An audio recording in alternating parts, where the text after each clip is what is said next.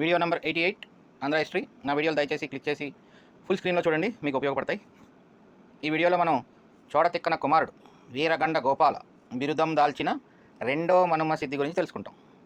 చోడతిక్కన కుమారుడు వీరగండ గోపాల బిరుదం దాల్చిన రెండో మనుమ సిద్ధి కాలంలో నెల్లూరు చోడుల ప్రభ క్షీణించింది.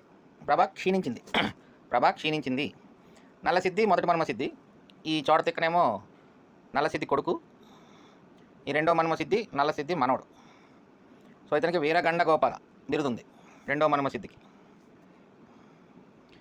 ఈ రెండో మనుమ సిద్ధి టైంలో పడిహారి, తిక్కన, బయ్యన్నలు ఈ రెండో మనుమ సిద్ధిపై విజృంభించినారు.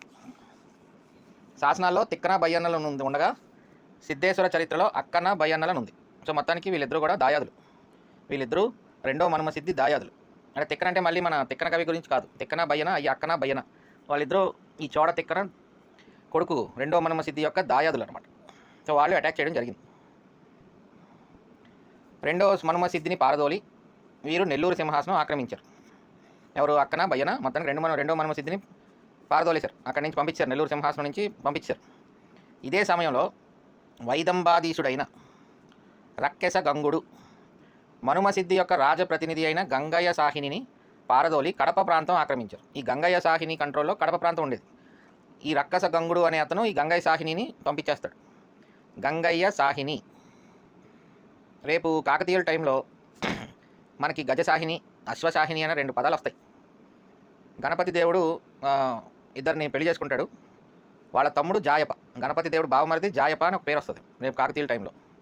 సో అతను జాయప సేనాధిపతి ఇచ్చి అతను ఏంటంటే గజసాహిని అనమాట. ఆ జాయప సేనాని గణపతి దేవుడి యొక్క బావమరిది గజసాహిని. ఇతను గంగయ్య సాహిని, ఇతని పేరే గంగయ్య సాహిని. అక్కడ గణపతి దేవుడి యొక్క బావమరిది జాయప సేనాని గజసాహిని, అంటే గజబలంతో అతను లీడర్ అనమాట. గజబలానికి అతను లీడర్. అలాగే అశ్వసాహిని అనే దళం ఉంటుంది. సో అదొక మనకి గ్రూప్ 2లో క్వశ్చన్ కూడా అడిగాడు. గణపతి దేవుని యొక్క బంధువు జాయప అనే అతని యొక్క వృత్తి ఏంటి అని అడుగుతాడు అనమాట. గ్రూప్ 2లో previous year group 2 mains question అది. సో అక్కడ మనం గజసాహిని అని ఆన్సర్ చేస్తాం. అంటే ఇది ఎందుకు చెప్తున్నానంటే గంగయ్య సాహిని అనేది ఒక పేరు, ఒక వ్యక్తి పేరు. ఇతను కడప ప్రాంతం పరిపాలించేవాడు అండర్ ద కంట్రోల్ ఆఫ్ మనుమ సిద్ధి. ఈ వైదంబాధీశుడైన రక్కెస గంగుడు ఇతన్ని కడప నుంచి పారదోలుతాడు అనమాట. సో ఇక్కడికి మొత్తానికి మనుమ సిద్ధి, గంగయ్య సాహిని ఇద్దరం కూడా రాజ్యం పోయింది, రాజ్యభ్రష్టులు అయ్యారు. గంగయ్య సాహిని అండ్ మనుమ సిద్ధి 2. ఈ విధంగా శత్రు పరివేష్టితుడై రాజ్యం కోల్పోయిన మనుమ సిద్ధి రెండో మనుమ సిద్ధి గత్యంతరం లేక కాకతీయ చక్రవర్తి గణపతి దేవుడి సహాయం అర్జించినాడు. This is historically important, very important event అనమాట.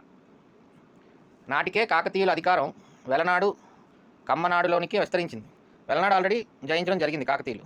అలాగే కమ్మనాడు అంటే గుంటూరు ఆ ఏరియా అనమాట. అక్కడ కూడా ఈ కాకతీయుల రాజ్యం విస్తరించింది. ఎందుకంటే మనం ఆల్మోస్ట్ 1248 దగ్గర ఉన్నాం, గణపతి దేవుడు పీక్ టైంలో ఉన్నాం మనం. తర్వాత ఇక్కడ ఈ శ్రీ మల్లంపల్లి సోమశేఖర శర్మ గారు ఉన్నారు కదండి, ఈయన అభిప్రాయం ఏంటంటే చోడతిక్కన కాలంలోనే నెల్లూరు రాజకీయాలలో గణపతి జోక్యం చేసుకున్నాడని, వెలనాడి పృథ్వీశ్వరుడిని సంహరించడంలో చోడతిక్కనకు గణపతి సాయపడినాడని ఒక అభిప్రాయం ఉంది. యాక్చువల్గా అయితే మనం ప్రీవియస్ వీడియోస్లో చోడతిక్కన గణపతి దేవుడు ఇద్దరు కలిసే ఈ పృథ్వీశ్వరుడిని వధించినట్లు మనం ప్రీవియస్ వీడియోస్లో చూసాం. సో ఈ మల్లంపల్లి సోమశేఖర వర్మ గారి అభిప్రాయంతో మనం కూడా ఏకీభవిస్తాం అన్నమాట. చోడతిక్కనకి గణపతి దేవుడు సాయం చేసి ఆ టైంలో ఇద్దరు కలిసే ఈ వెలనాడి ఆఖరి రాజు పృథ్వీశ్వరుడిని వధిస్తారనమాట. సో ఇది బ్యాక్గ్రౌండ్. దాంతో మనుమ సిద్ధి 2 ఏం చేస్తాడంటే గణపతి దేవుడిని సహాయం అర్జిస్తాడనమాట. దానికి ఎలాగ అర్జించడం అంటే ఎలాగ అడుగుతాడు? ఈ రెండో మనుమ సిద్ధి తన శ్రేయోభిలాషి మహామాత్యుడు మహాకవి అయిన తిక్కనను గణపతి దేవుని చెంతకు రాయబారం పంపిస్తాడు. So this is the important event in Manuma Siddhi 2 time. మనుమ సిద్ధి రెండో మనుమ సిద్ధి తిక్కన గారిని రాయబారం పంపిస్తాడు గణపతి దేవుడి దగ్గరికి. అయ్యా బాబు నాకు సాయం చేయండి, నా రాజ్యాన్ని నాకు ఇప్పించండి అని. సో ఈ తిక్కన గారు అక్కడే వెళ్ళినప్పుడు చాలా కాలం ఉండి అక్కడే ఈ మహాభారతం ట్రాన్స్లేషన్ చేస్తాడనమాట. సో అది హిస్టారికల్గా మనకి ఇంపార్టెన్స్ ఇక్కడ అలా వస్తుంది. అందుచేత 1254 ప్రాంతంలో గణపతి దేవుడు దక్షిణ దేశ దిగ్జయ యాత్ర సాగించాడు. వెలనాటి 3వ కులుత్తొంగిని వధించినాడు. ఈ 3వ రాజేంద్ర, కోయసాల సోమేశ్వర, విజయగండగోపాల, ఇది వీరగండగోపాల విజయగండగోపాల వేరు, కన్ఫ్యూజ్ అవ్వకండి. ఇతను మళ్ళీ వేరే వ్యక్తి, ఇంకొక వ్యక్తి అనమాట. వీళ్ళు ముగ్గురు ఒక కూటమి.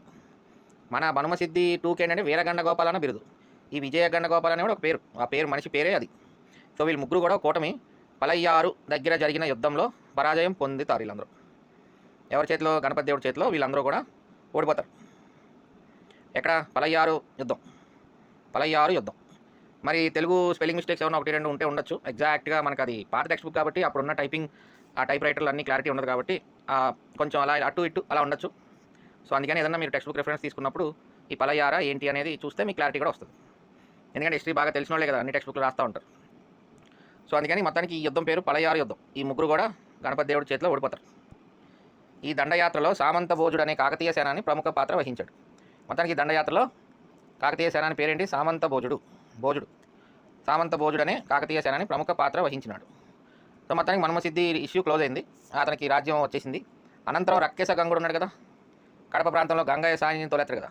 సో ఆ రక్కస గంగును కూడా పారదోలి తిరిగి కడప ప్రాంతంలో గంగయ్య సాహినిని సామంత ప్రభువుగా నెలకొల్పడం జరిగింది. దాంతో ఈ గంగయ్య సాహినితో సహా మన్మసిద్ధి 2 కూడా కాకతీయ సామంతుడు అయ్యాడు. Third phase.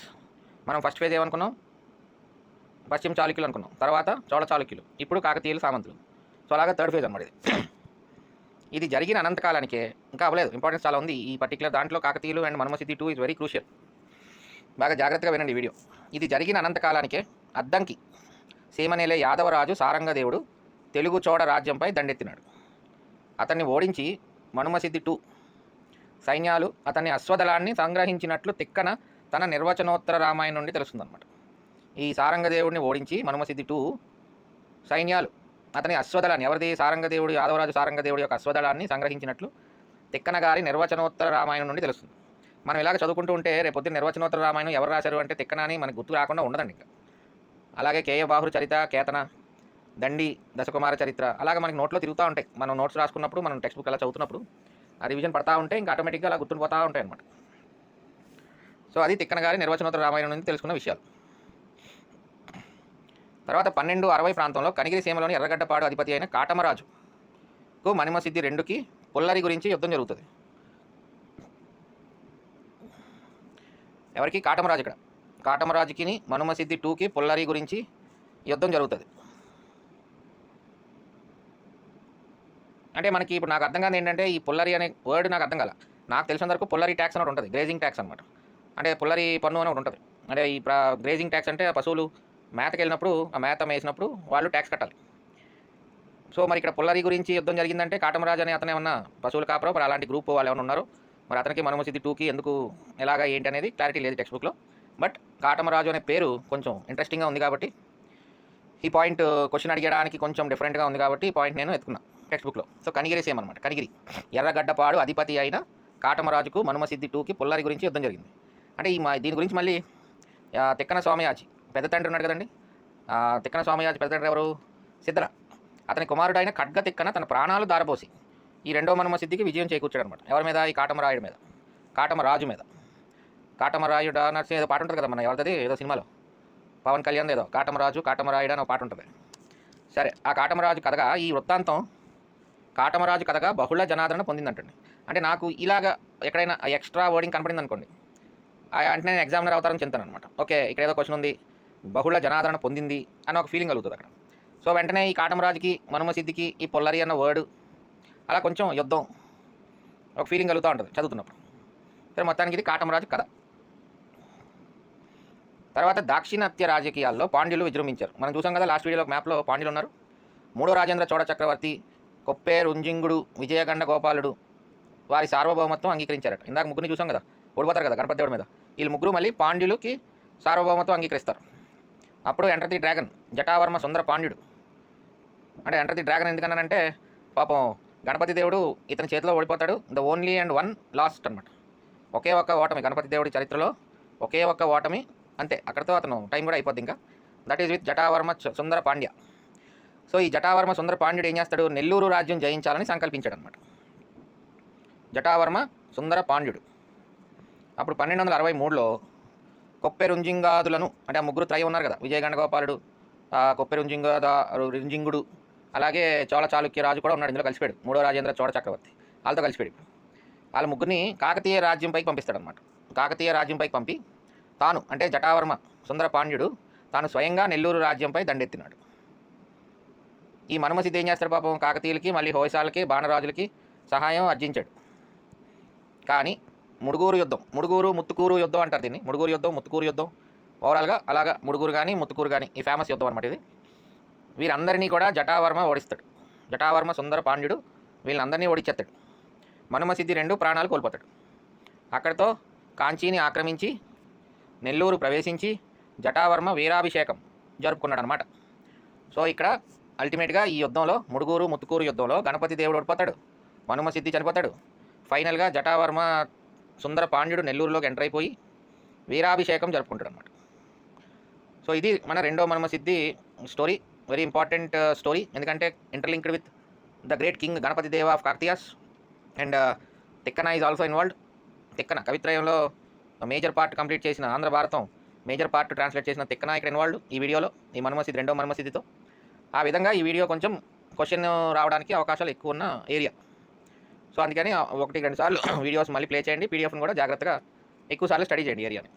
సో ఆ విధంగా నెల్లూరు చోడులు ఈజ్ వెరీ ఇంపార్టెంట్ ఏరియా, ఎందుకంటే కాకతీయులకి డైరెక్ట్గా ప్యారలల్గా నడుస్తారనమాట. సో ఇక్కడతో రెండో మనుమసిద్ధి చనిపోయాడు. ఎవరి చేతిలో? జటావర్మ సుందర పాండ్యుడి చేతిలో. అదేవిధంగా ముత్తుకూరు యుద్ధం ఇది, కాకతీయ గణపతి దేవుడు కూడా ఓడిపోతాడు.